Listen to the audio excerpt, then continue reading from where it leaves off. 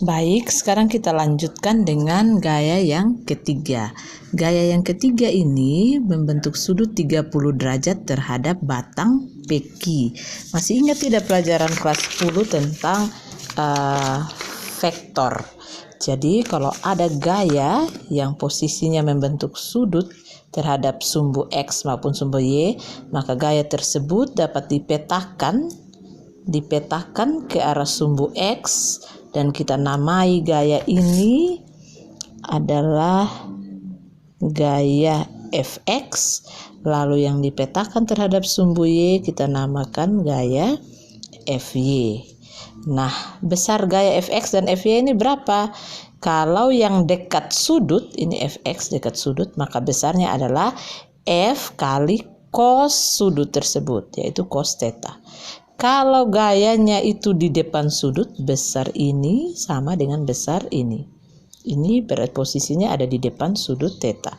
Kalau yang di depan sudut berarti Fy, dalam hal ini Fy sama dengan besar F dikali dengan sin sudut tersebut, sudut theta. Jadi ingat, dekat itu cos, depan itu sin.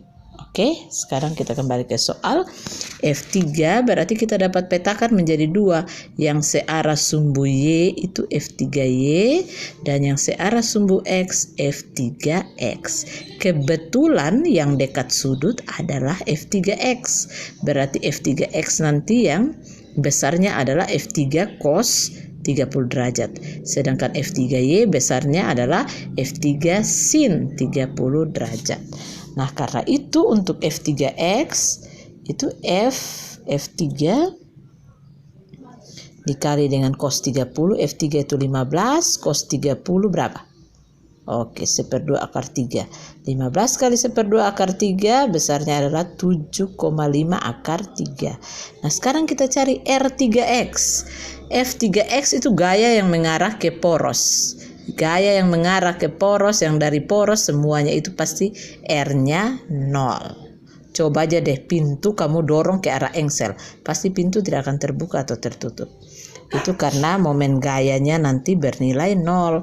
Kalau momen gaya bernilai 0, arahnya ya tidak ada.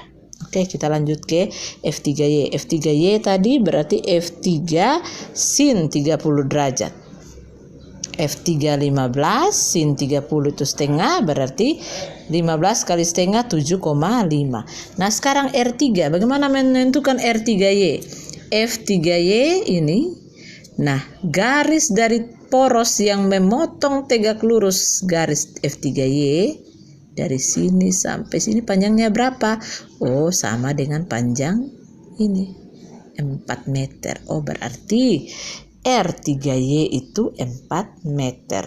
Kalau begitu, tau 3Y berarti F3Y kali R3Y hasilnya adalah 30 Newton meter. Ingat, wajib menuliskan satuan. Satuan dalam pelajaran fisika itu penting.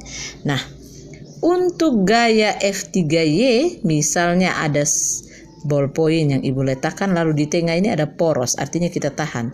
Lalu ibu beri gaya dari sini ke atas. Ballpoint ini akan bergerak bagaimana? Dia akan bergerak berlawanan arah jarum jam. Berlawanan arah jarum jam itu nilainya positif. Ingat, untuk torsi kalau berlawanan arah jarum jam nilainya adalah positif. Kita lanjut ke F4.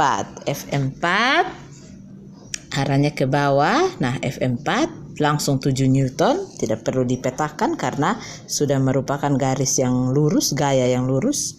Nah, bukan miring-miring membentuk sudut, tapi dia gaya langsung, dia ini melekat di sumbu Y, jadi aman. Kita cari R4-nya berapa? Oh, jarak dari poros ke arah gaya F4 itu 4 meter. Berarti tau 4, F4 kali R4 kita dapat 28. Sekarang kalau benda ini kita tariknya seperti ini ke arah F4, berarti batang ini akan bergerak. Dia akan bergerak searah jarum jam. Oke, bisa ya? Searah jarum jam. Kalau searah justru nilainya negatif. Ingat baik-baik. Berlawanan arah jarum jam nilai torsi itu positif. Searah jarum jam nilainya negatif. Nah, sekarang torsi totalnya berapa? Torsi totalnya adalah tau 1 tambah tau 2 tambah tau 3X tambah tau 3Y tambah tau 4. Nah, tau 1, 2, dan 3X itu nilainya 0. Tadi kita sudah cari di atas. Tau 3Y itu positif 30 Newton. Sedangkan tau 4 negatif 28 Newton. 30 Newton tambah min 28 Newton itu sama dengan 30 kurang 28 yang adalah 2 Newton meter. Berarti hasil tau total di titik O adalah 2 Newton meter. Nilainya positif berarti arah dari batang ini, ya, arah terakhir dari batang, jika batang ini sekaligus diberikan gaya F1, F2, F3 dan F4, maka batang akan bergerak dengan momen gaya sebesar 2 Newton meter, dan karena dia positif berarti berlawanan arah jarum jam. Oke, demikian pembelajaran kita hari ini. Jangan lupa tugas kalian adalah menentukan momen gaya di titik P dan di titik Q. Ibu tunggu jawaban Anda sampai jam 4 sore. Selamat belajar dan bekerja. Tuhan Yesus memberkati. Shalom.